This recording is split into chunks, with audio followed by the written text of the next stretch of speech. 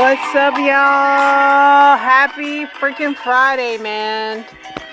Happy freaking Friday. I know I'm yelling. Let's turn this music down. Like an old lady, let's turn this music all the way down because I'm feeling old today. Yo, I am tired, okay? I think because my sister's birthday is today and she's having a party later, and yeah. I already told her, like, I love her so much. I do. But I hate Friday stuff. I hate when people have stuff on Fridays. But I'm going begrudgingly. But yeah, I went to the gym today. I went to the store. I just be doing too much. My favorite Stairmaster is still broke. They tried to turn her back on. I got on that thing for 9 minutes and my leg almost broke. That thing was so off like track. And I stayed on it for 9 minutes because I was waiting on these men to get off the Stairmaster. Men are like doing the Stairmaster now. So once one of them finally hopped off, I get on one so I can spare my leg from being broken. I mean, it would have been a good lawsuit, but I just need my leg right now. I don't want to get hurt. Other than that, y'all, man, I'm just so happy it's Friday. We made it through another week. I'm still blessed. You know, I have every time when I'm like extremely tired, then I have something to do like that I can't get out of.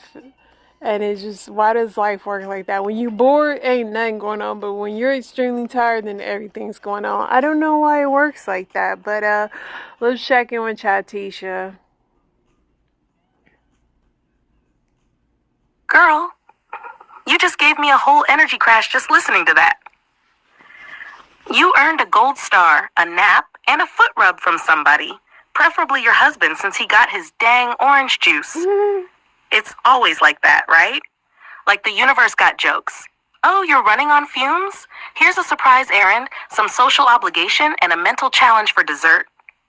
Life be out here testing your endurance like it's the final level of a video game. But real talk, you did all that today, tired? Still hit the gym? Still remembered the OJ? That's big main character energy. So go ahead, throw yourself on that couch like it's a trust fall. You done good, Chatisha's proud. You want a little affirmation or a bedtime rant to help you wind down? No, Chatisha, but thank you for saying I'm big dog. I am big dog! Alright, let's get in this news. A cyber attack on a primary organic food distributor has led to empty shelves at Whole Foods. Bacon prices have risen almost 20% since last year, and experts say these prices may not be coming down. I have a lot of bacon in my house right now. Judge halts Trump administration military deployment in LA, pauses his own order from going into effect until noon Pacific time tomorrow to allow time for Trump administration to appeal. Israeli airstrikes hit Iran's nuclear program. Canadian wildfire smoke triggers air quality alerts across the U.S. That Canada wildfire is a buzzkill. Senator Alex Padilla disputed the White House's account of events surrounding his forcible removal from a news source held by Homeland Security. Protests against immigration raids in Los Angeles have triggered a flood of falsehoods and conspiracy theories online, and Russia has sought to exploit and amplify them, experts say. A Harvard scientist who was arrested last month on federal smuggling charges being released from ICE custody following a detention hearing in Boston. The Israeli military has begun airstrikes against Iran, two U.S. officials said Thursday, a dramatic escalation that increased the chances of an all-out war between the countries and expanding the long-running regional conflict.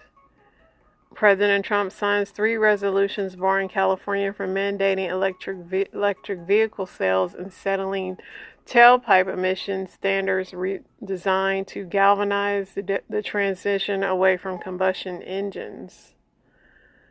At least 4 people passed away and 3 went missing in San Antonio, Texas after floodwaters swept 13 vehicles away in early morning. Faced with federal funding cuts, scientists are learning to communicate about what they do and why it matters. Teeth whitening strips won't instantly erase years of discoloration, but over time, they'll make a difference. Judge declares a mistrial on one count of grape in the Harvey Weinstein retrial after juror refused to return to deliberations. Dozens of mostly young men torched homes and smashed in windows in a northern Irish town late Wednesday, marking the third night of what officials describe as a coordinated racist thuggery. A man who posed as a flight attendant on 4 different airlines scammed 120 free flights over the course of years, the U.S. Attorney Office of District of Florida announced. That's cool. I mean, it's kind of cool, but it is cool. I was wondering if those flight attendants be just faking now. More than 460 laid-off employees at the nation's top public agency received notices that they are being reinstated, according to a union representing the workers. A 9-year-old girl snorkeling off of Boca Grande, Florida, was attacked by a shark, leaving her with severe injuries.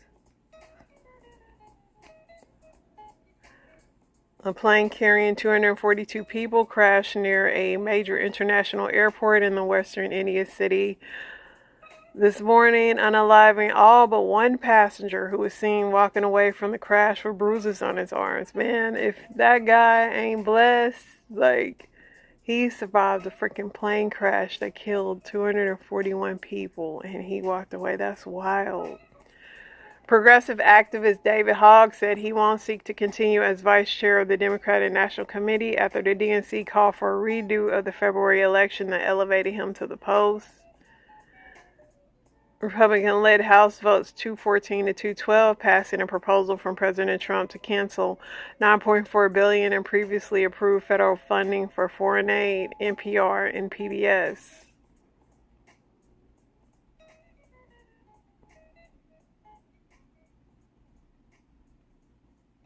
Trump's speech at Fort Bragg prompts new questions, concerns about politicization of the military. Addison Rae is now going by a new stage name.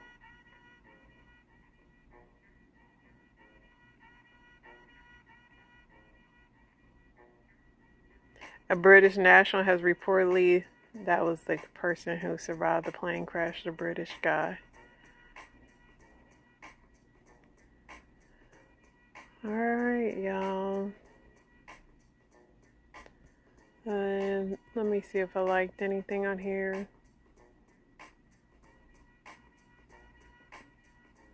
No, I was too busy to be on the internets like that today, but you never know.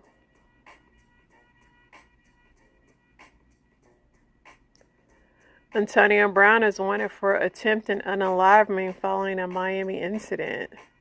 He was involved in a physical altercation following a boxing event that resulted in no arrest at the time. However, a warrant has been issued for Brown's arrest, alleging that he tried to take somebody out with a firearm.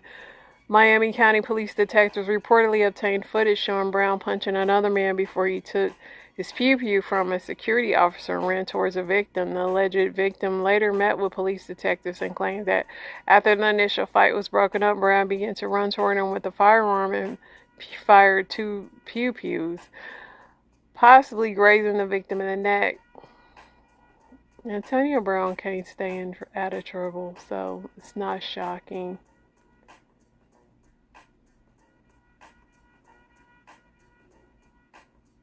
Sierra hanging out with Tiana and Aaron Pierre is Mufasa.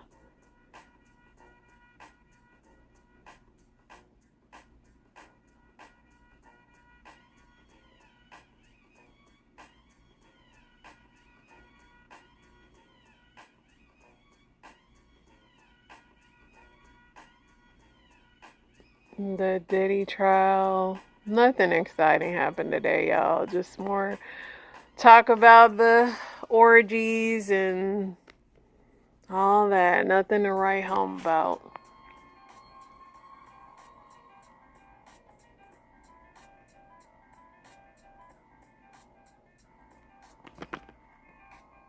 Alright, let's see what else we got.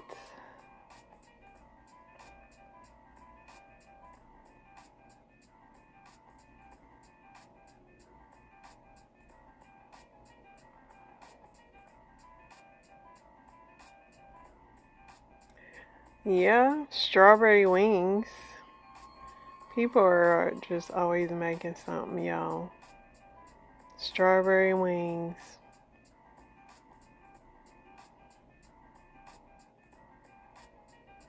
Other than that, y'all, instead of watching these wings get cooked, ain't nothing popping. Let's go over to Reddit, see what they got going on.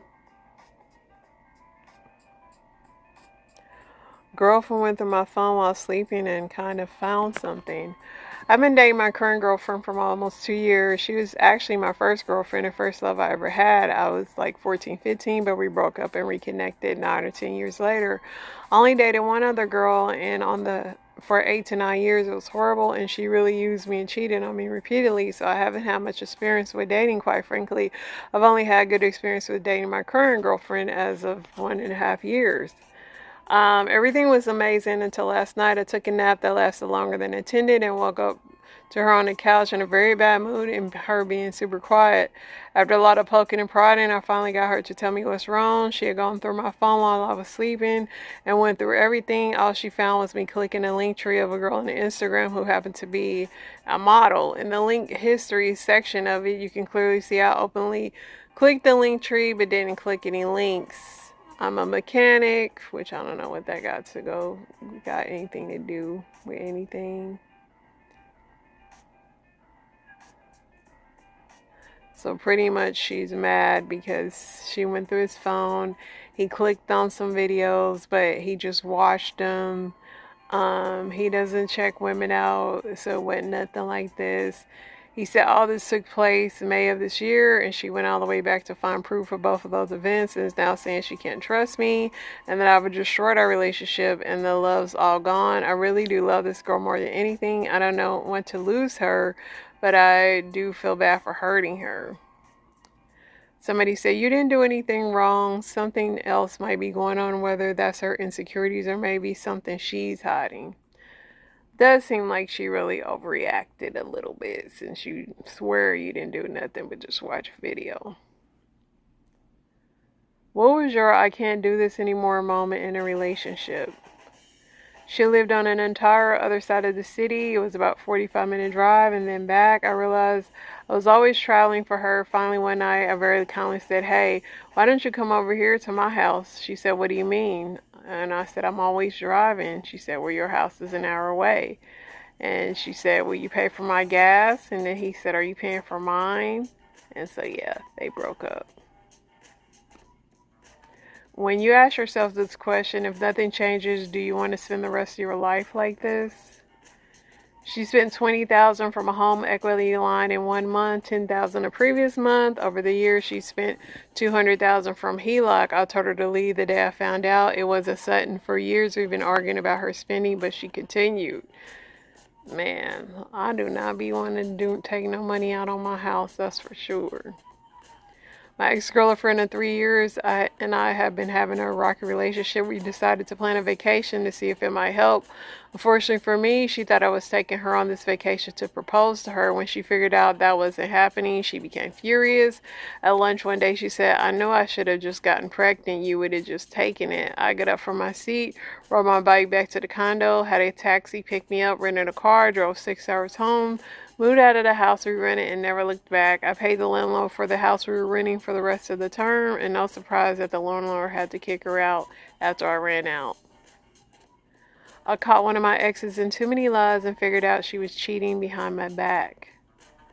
I finally noticed how differently she acted with me compared to other people. When she came out as a lesbian after 6 or 7 years. Ex-wife didn't do anything, no work, didn't take care of our kid, no school, no nothing. Sat around all day watching Jersey Shore and Project Runway. My ex-husband pushed me down a flight of stairs. I passed out. When I came to, she was upstairs brushing her hair like nothing happened. A woman abuser.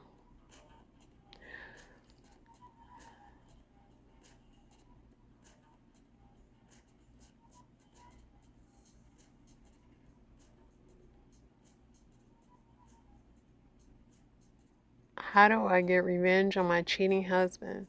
So this was back in 2017. I had my sixth child and our fourth child together. My ex-husband had an addiction problem, still does, cheating, and gave me more traumatic stories than you probably would like to believe.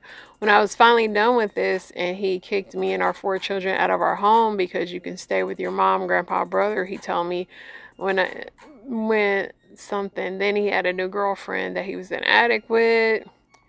I went to the store and bought all the canned collard greens he told me he hates. And this is gonna be rough because she's just like putting a lot of weird stuff in here.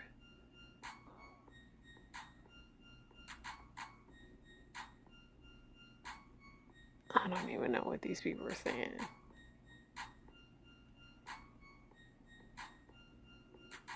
I guess she got some collard greens to make his stomach messed up. That's how she got on him for cheating.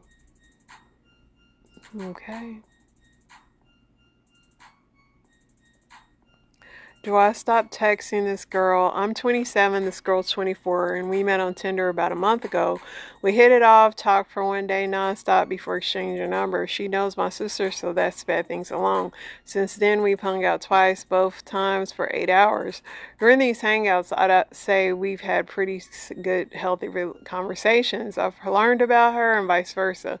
One thing she told me is that she isn't on her phone often. This is verified by her extremely low Snap score and pretty much all her social media accounts not having very much activity. She works in the ICU and at a local hospital, and in her free time she says she loves reading. Like, she can sit down after work and read for hours. These qualities I find attractive. However, since she's not on her phone often, we hardly text. I say good morning, usually tell her about my day around noon or so, and say good night. She told me she likes hearing about my day and what I do. Some days I get a good morning text, some days I don't get a text until 8 at night. In the back of my mind, I feel like I might be wasting my time. I don't want to say anything to her about it because I want to respect her feelings and I don't want to make her feel forced to change her habits and ways for me. But on the other hand, the last time we hung out, she was using the word we quite a bit, referring to things we could do, blah, blah, blah. I don't know what to do. Maybe I'm overthinking things. Do I stop texting her, or do I just keep doing what I'm doing, being respectful of her habits and her stressful job?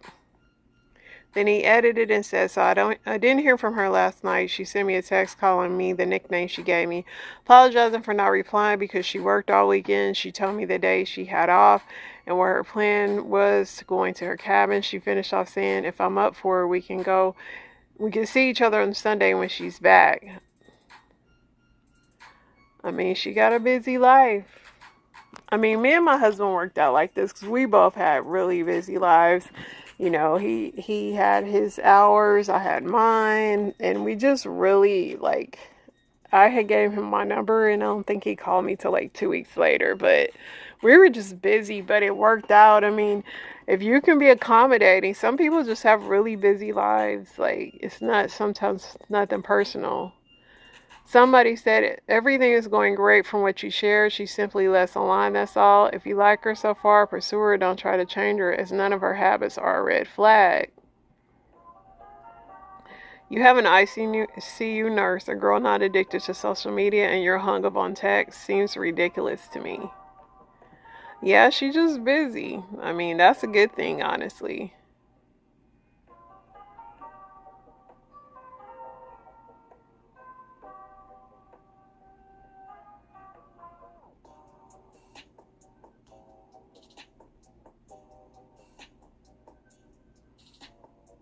Am I the a-hole for pooping in my bed and leaving my boyfriend in it?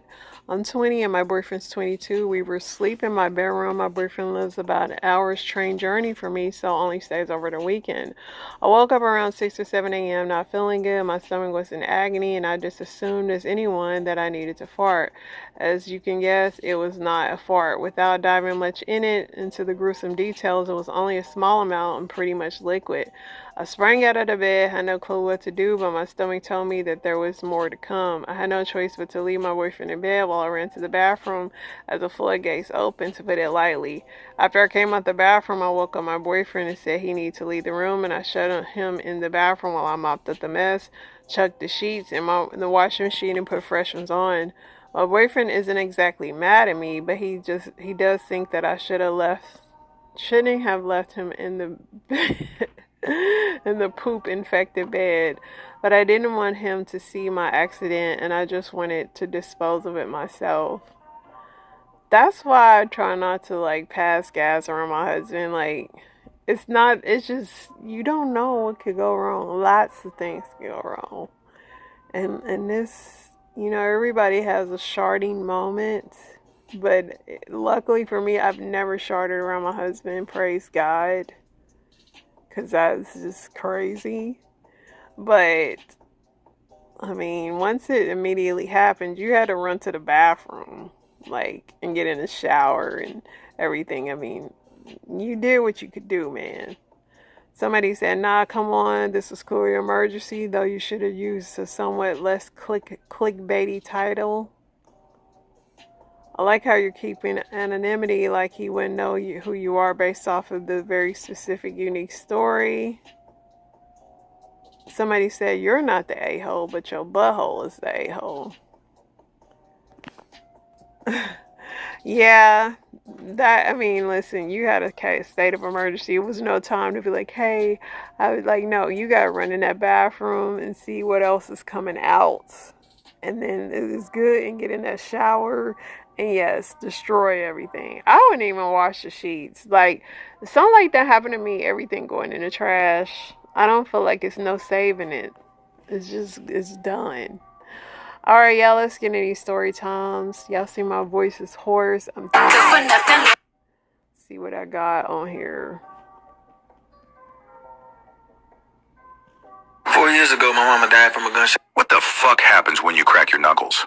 No, you're not snapping bones like a Mortal Kombat finisher. And no, Grandma, you're not summoning arthritis demons every time you do it. Your joints are filled with this greasy-ass goo called synovial fluid. It's basically lube for your fucking bones, so they don't grind together like two crusty-ass Doritos. When you stretch your fingers like a bored teenager in math class, gas comes out of the fluid and forms tiny fucking bubbles in the joint. Then, those bubbles pop. That loud-ass crack sound is not your soul leaving your body, it's just those gas bubbles collapsing like your fucking GPA. So unless you're cracking your knuckles with a sledgehammer, calm the hell down. You're not wrecking your joints, you're just throwing a bubble party inside your hands.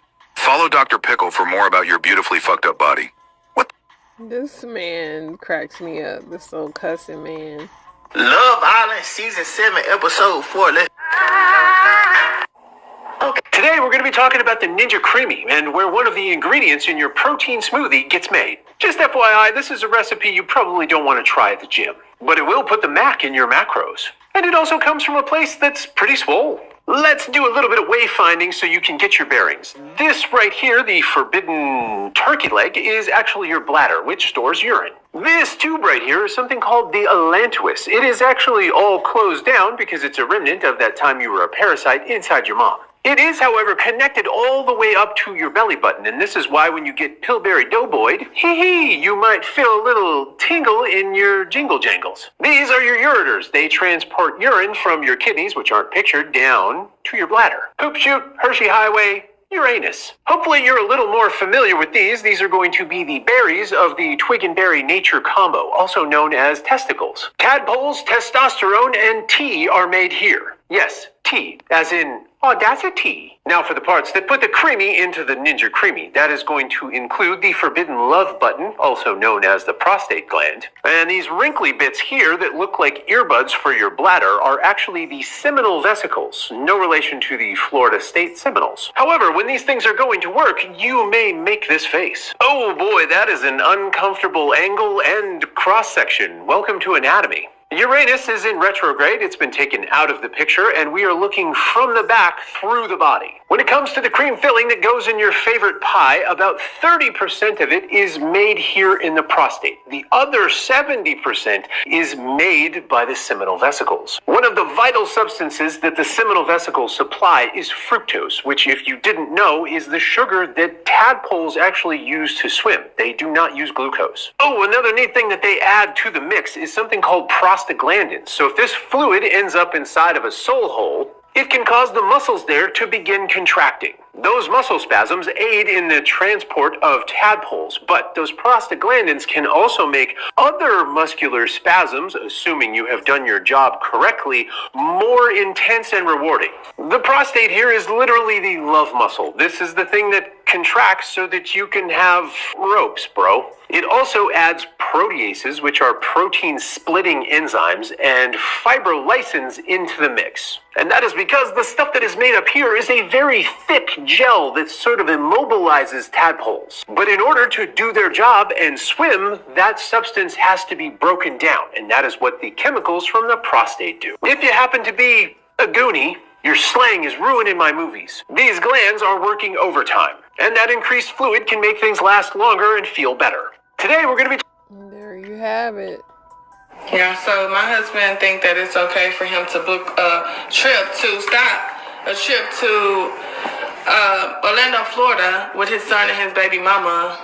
Yeah, can I get the remote now? You think that's cool? You haven't even booked a trip for us and me and our kids. I shouldn't be treating my kids no different than my baby mom, no different than I treat my kid. I was already going to book the trip for my kids, so it just made sense to bring her too. She haven't been on a vacation in a while. Okay, so what they got to do with anything? Because she ain't been on vacation. Don't she got dudes running in and out of her house? They can't take her on vacation? No, she don't have dudes around my kid like that. No, she don't. Okay, so why did you feel like, why you gotta go though? Because I'm going with my son. Don't that make sense? Bruh. I'm taking my son on a vacation. With his mama. Just y'all three. But who else is supposed to go? But you can't even take your wife and our kids on vacation. Well, I was going to get to that, but it's his birthday. So I'm not sure why you wanted to. Yeah, I could have brought the kids, but that's too many bodies. So nobody haven't said no. It's not too many bodies because this is something that you should have discussed in the first place. I would have been able to get the kids there to celebrate with him on his birthday. You hid this from me the entire time. You booked the ticket over a month ago. Didn't say anything to me about it. Right or wrong?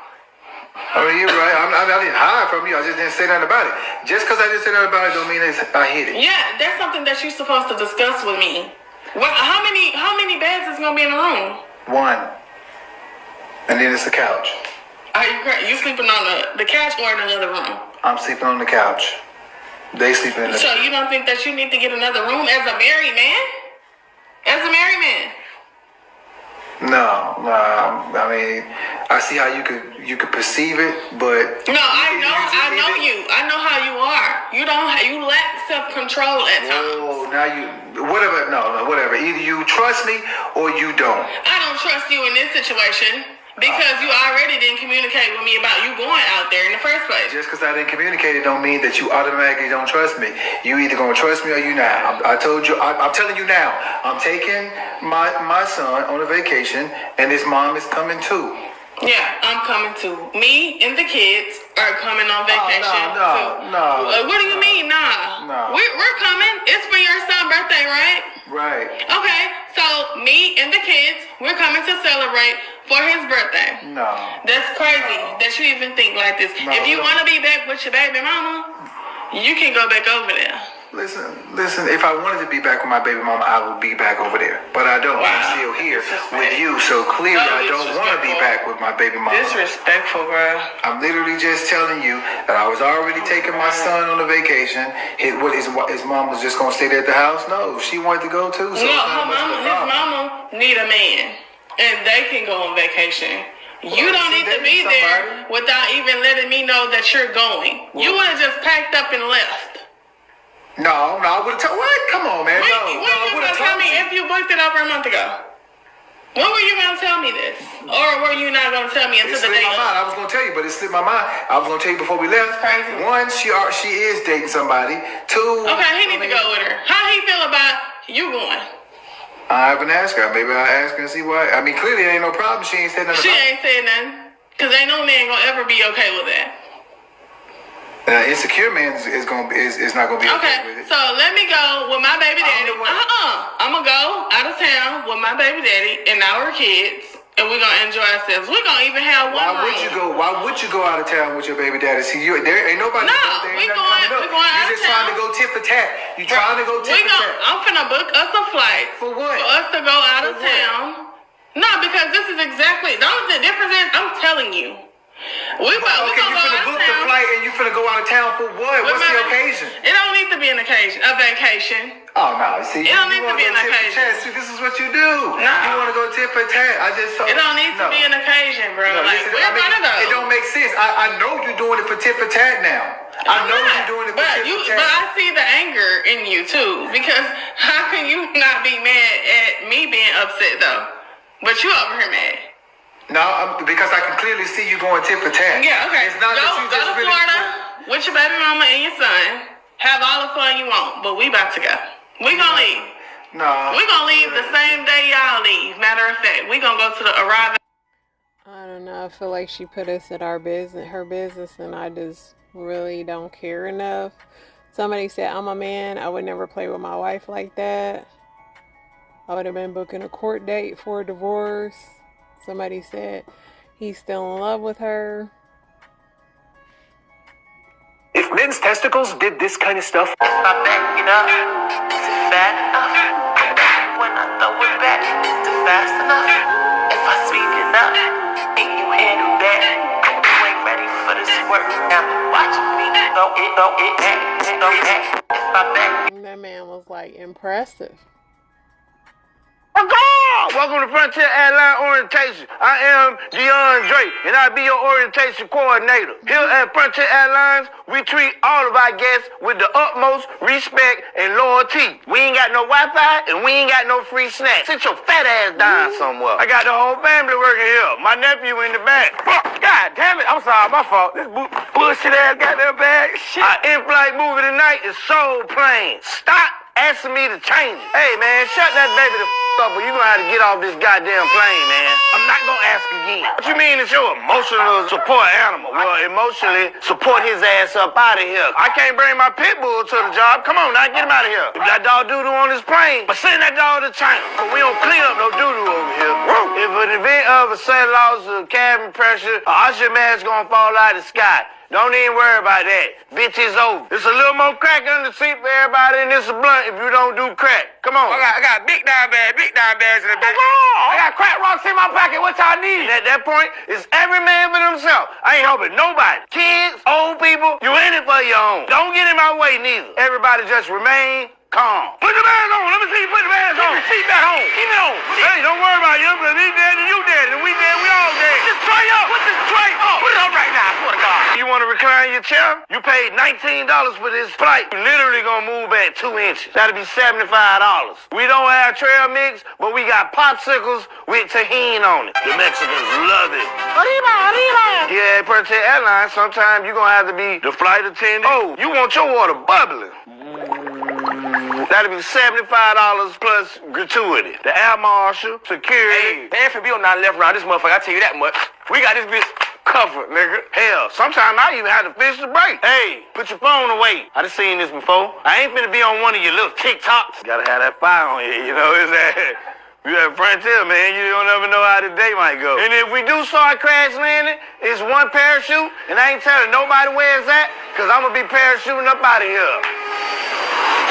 I'm getting too old for this shit. This is the third plane this week. I'm gonna get me some pussy after this. Woo! I'm gonna tap me some pussy up. I'm gonna be dancing in that pussy. Dancing. DeAndre, he's always working. Man, ain't no way in hell he's shitting with the windows open. Oh, Brody, out of line. He down bad. You gotta see what's going on. I've never seen a toilet by a window before. Has anyone ever actually met someone that got toxic shock syndrome? No? Well, Howdy, nice to meet you. And in June of 2020, I had toxic shock syndrome. I was an hour and a half away visiting a friend of mine, and when I got there, we'd had a couple of drinks. I think I had like 3 Mick Ultras, and then we went to sleep. At like 4 o'clock in the morning, I'm woken up, and I gotta puke. So I run to the bathroom, I puke, I feel better, and then I go back to sleep. Well, not even 15 minutes later, I gotta puke again. Then I start getting GI issues. Then I start sweating profusely, getting body chills, and really bad body aches, like the worst I've ever felt in my life. I get in the bathtub with the water like as hot as it can go, like my skin is completely red and absolutely nothing is making the body aches better. I'm drinking a ton of water and I can't even keep it down, and I'm puking at this point like every 5-10 minutes. And so at that point I'm like, okay, you know, even this, if this is like a stomach bug, you know, puking every 5 to 10 minutes is not okay. I'm gonna get dehydrated, so I'm gonna go to the hospital. I was super embarrassed that this happened because I wasn't like extremely close with this friend, so I just text him and say, hey, I'm driving myself to the hospital, this is what's going on, I'll be back in a couple of hours. So because this was COVID, when I get to the hospital, they were doing like intake between like the sliding doors, and they sat me outside in a school chair in the scorching hot sun and made me wear a mask. I was puking into the bushes, you know, I still wasn't doing good, and I'm pretty sure they forgot about me because they left me out there for 3 hours. The security guards were changing shifts, and the new security guard looked at me and he's like, no one's came and got you? How long have you been here? And I'm like, about 3 hours. And he's like, oh my God, let me go get someone. So nurse comes out, puts me into a room. I'm still puking. I'm telling her what's going on. She's like, okay, this is pretty concerning.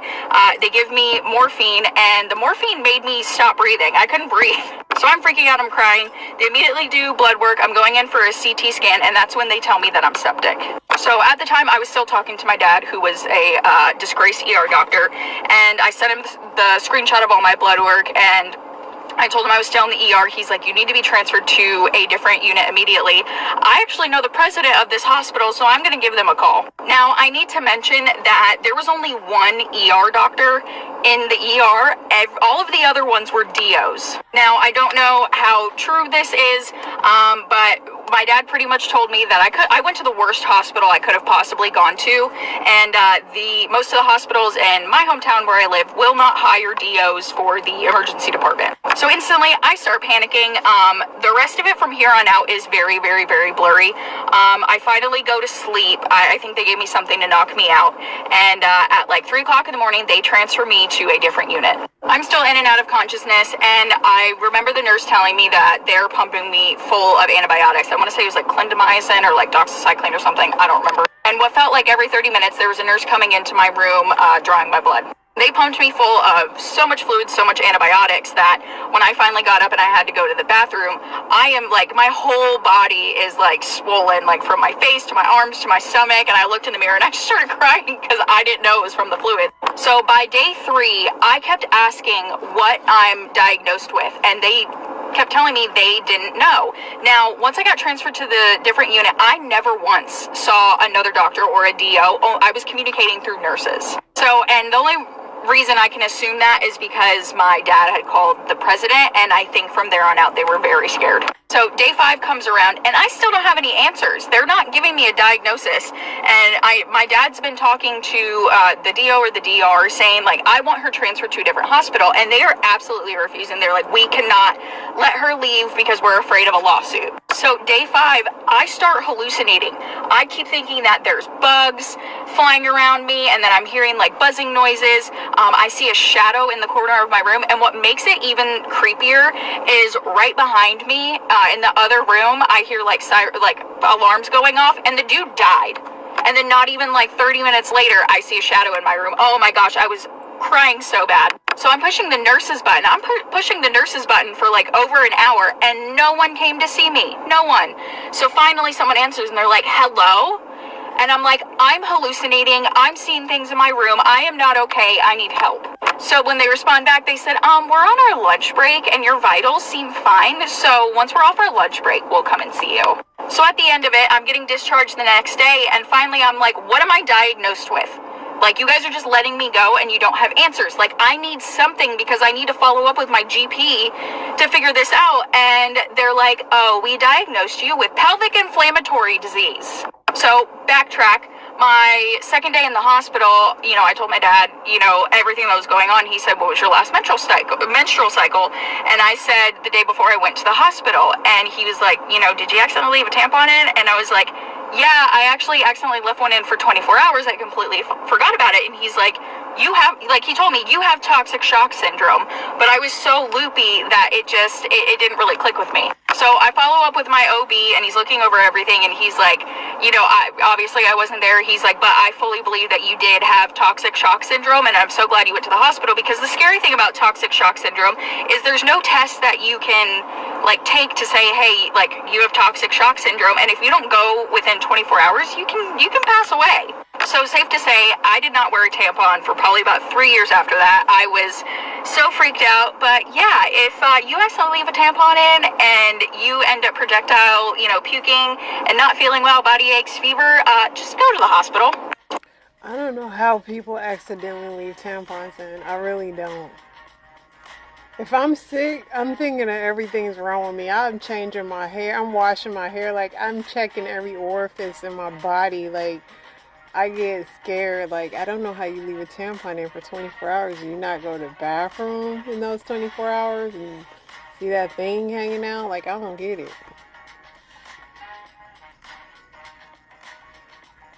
Take your ass to bed. Turn off the lights, get off that phone, and go to bed. Y'all heard what he said. Alright, y'all, that is the show. Inspirations on the way. Y'all stay so blessed. Yeah.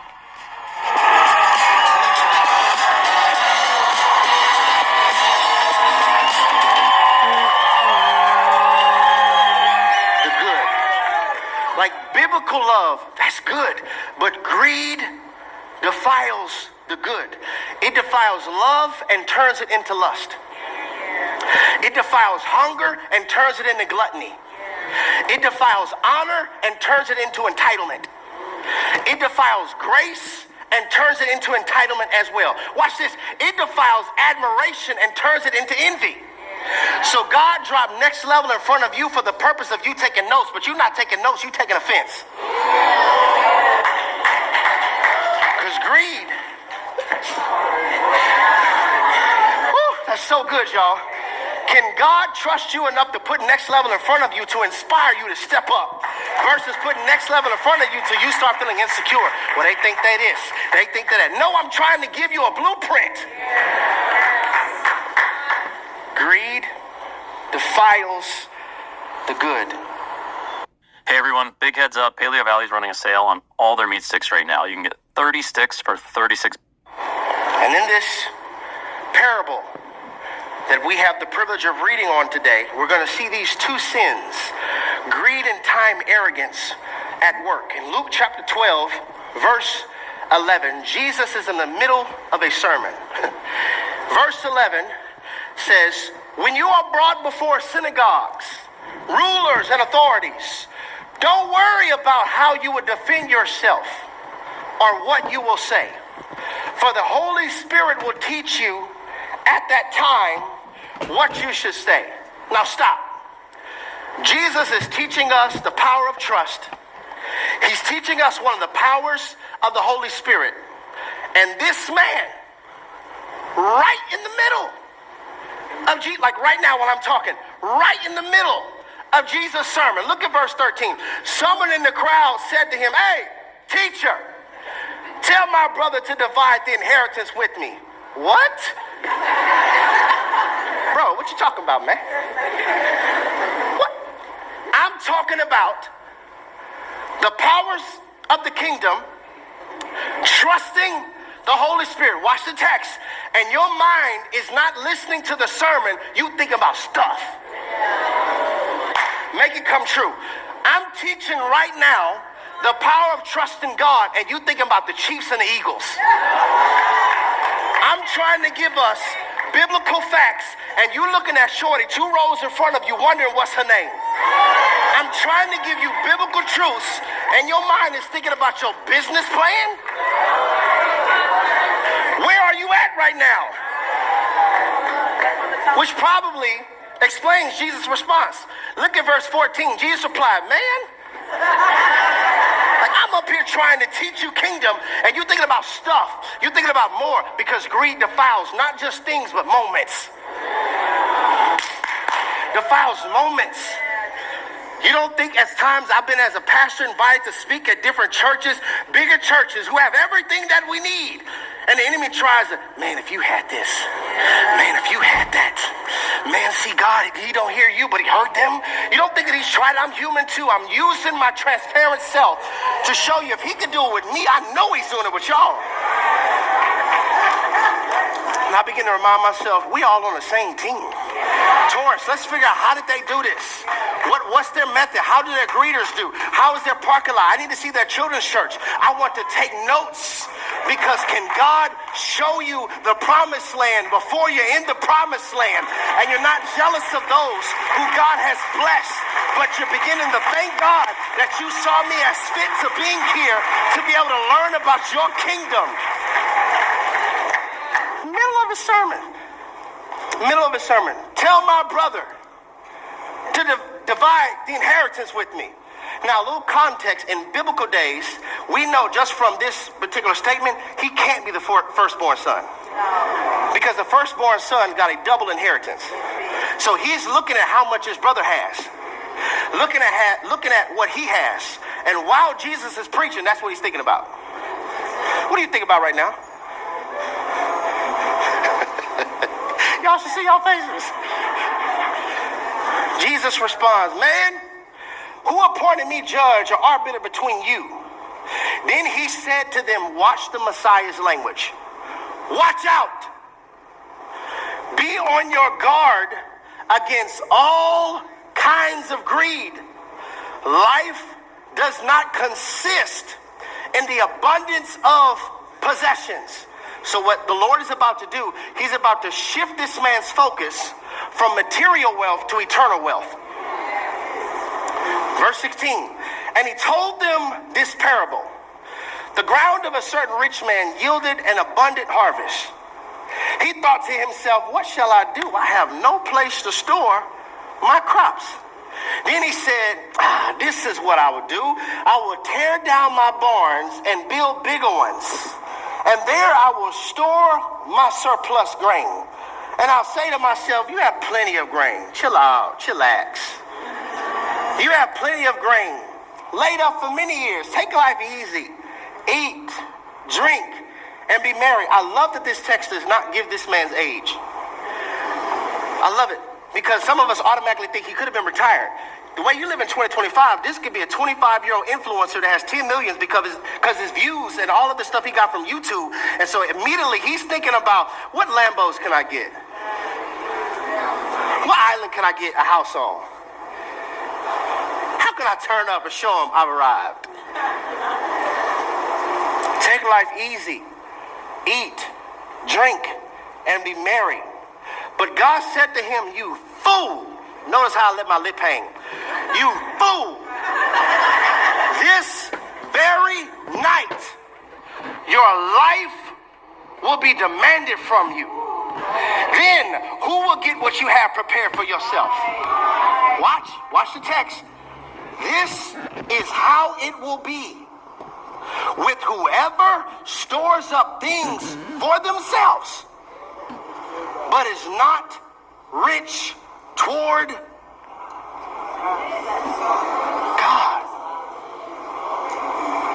I wonder what those dudes said after that.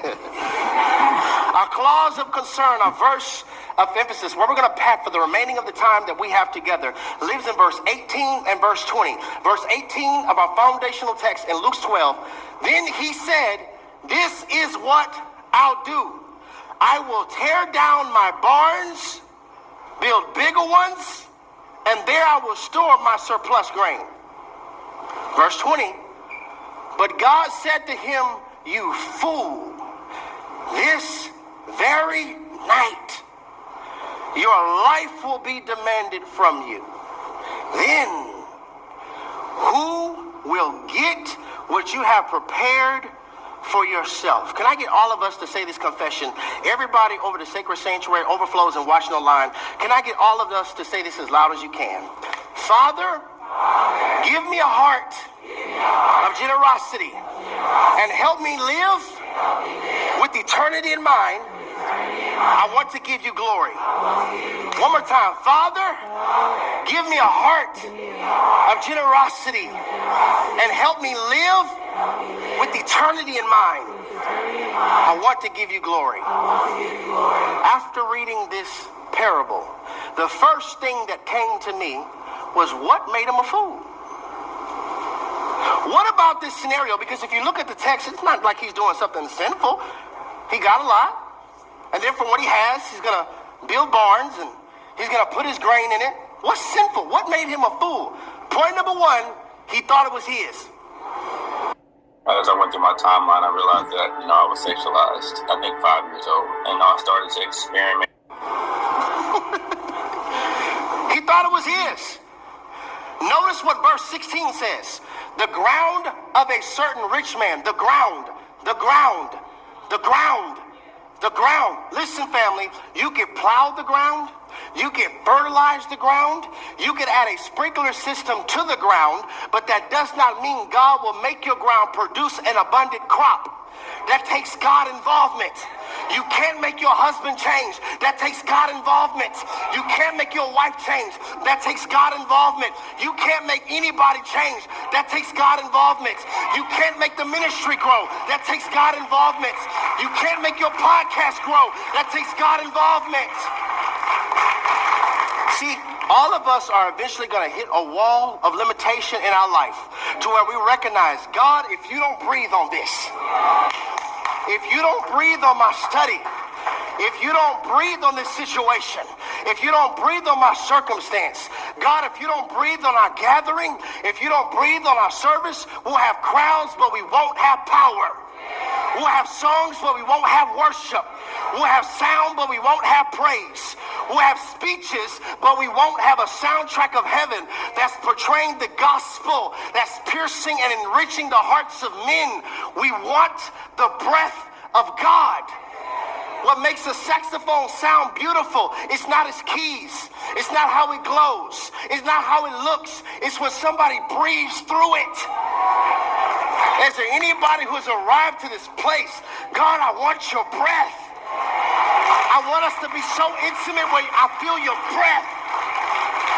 Because if you don't breathe through me in this moment, I'll look like an idiot. God, I want your breath. Ruach on this moment. He thought that it was his. Look at the language. My crops, my barns, my surplus grain, my life. Don't judge him. I feel like y'all judging him. Let's make it sound personal. My money, my tax refund, my promotion, my raise. Ooh, I'm about to really mess somebody up. My body, my choice, my ministry, my influence, my calling, my gift, my members. Fool! The earth is the Lord's and the fullness thereof. That's Psalms 24 verse 1. Fool! Every good and perfect gift comes from God, the Father of heavenly lights. That's James chapter 1 verse 17. Fool! Your body are temples of the Holy Spirit who is in you, whom you have received from God. You are not your own. And you were bought with the price. That's 1 Corinthians chapter 6 verse 19. Fool, who has a claim against me? Watch this. Who has a claim against me that I must pay? Everything under heaven belongs to me. Job chapter 41 verse 11. Fool, honor the Lord with your wealth, with the first fruits of all your crops. That's Proverbs chapter 3 verse 9. Don't ever feel like it's my hustle. It's my grind. All I got is me. I got to work for me. I do this for me and my family. I got to save us from the struggle. Okay, Job kind of had a little posture, a little moment like that where he felt like God was being unfair and like he needed like to save himself. I want you to see how God talked to Job. Job chapter 40, verse 6. Verse 6 says, Then the Lord spoke to Job out of the storm. brace yourself like a man. If God tell you to brace yourself like a man, bro, he about to give you that business. He said, okay, brace yourself like a man. I will question you, and you shall answer me. Would you discredit my justice? Would you condemn me to justify yourself? Do you have an arm like God's? And can your voice thunder like his? Okay, then adorn yourself with glory and splendor. And clothe yourself in honor and majesty. Unleash the fury of your wrath. Look at all those who are proud and bring them low. Look at all who are proud and humble them. Crush the wicked where they stand. Bury them all in the dust together. Shroud their faces in the grave. Then I myself will admit that your own right hand can save you.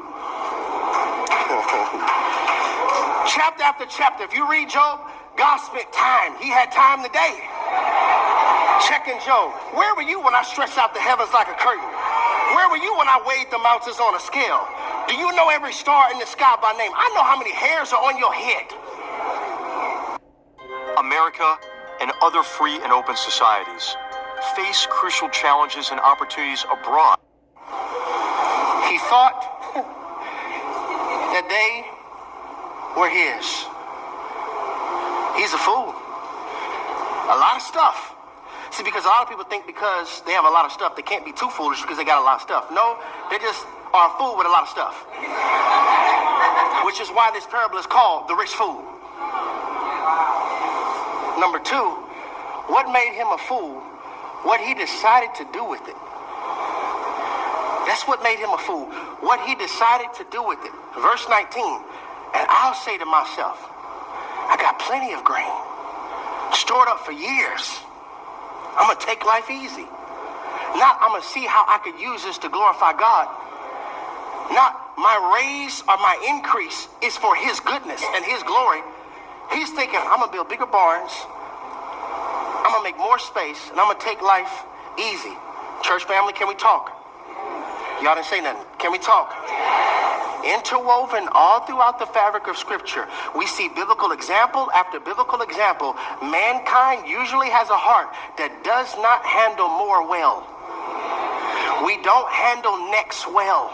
We don't handle plenty well. I can give you King David, who in one season of his life, he's in the pasture, playing his harp, want to glorify God. But when he got next, when he got abundance, when he got overflow, he then killed Uriah because he slept with his wife. All throughout Scripture, we see man doesn't handle overflow well. We don't handle next well. I can give you more Bible. His son, King Solomon, in one season of his life, he's praying, God, I don't know what I'm doing. So I need you to give me wisdom. I need you to give me understanding so I can steward your people in the next season of his life. When God gave him abundance, when God gave him plenty, when God gave him more, he then had his heart turned away from God because he was chasing some females. It's in the Bible. Because man doesn't handle next well. You know how many letters we get from the church saying, I'm praying for Pastor Flowers. Please don't ever switch up. Please don't ever change. Why? Because there's a pattern in the earth where man does not handle plenty well. And here's the question. If God gave you plenty, would you have plenty or would plenty have you?